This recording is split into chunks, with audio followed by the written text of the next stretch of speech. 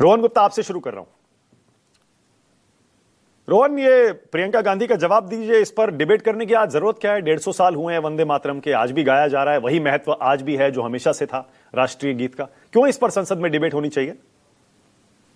देखिए, डिबेट बहुत जरूरी है मानक जी, क्योंकि आपने बहुत अच्छी तरीके से तथ्यों को, अगर मैं कहते हैं या कांग्रेस के प्रवक्ता कहते तो कहीं आप बायस का वो लगा सकते, तो आपने तथ्यों को बहुत बारीकी से कहा कि भाई जो जवाहरलाल नेहरू जी ने लिखा वो क्यों लिखा, वो एक मानसिकता की बात है।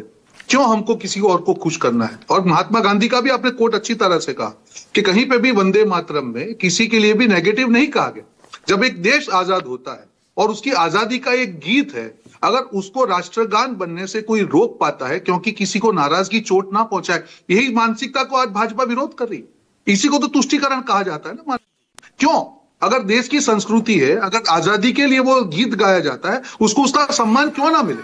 और एक उसको अल्टरनेट करके ठीक है राष्ट्रगीत करके वो रख दिया गया। और रविंद्रनाथ टैगोर जी ने भी कहा, जब ये कह दिया कि भाई जो पहली दो खंड है उसमें कोई वो नहीं है, फिर भी आपको उसने स्वीकार आपने नहीं किया ऐसा राष्ट्रगान। क्यों?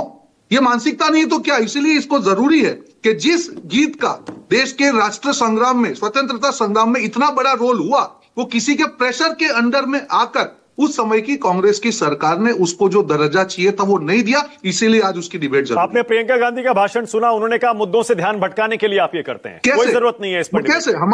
हमारी सांस्कृतिक विरासत के लिए अगर हम चर्चा करते तो मुद्दों से ध्यान भटकाना कैसे हुआ?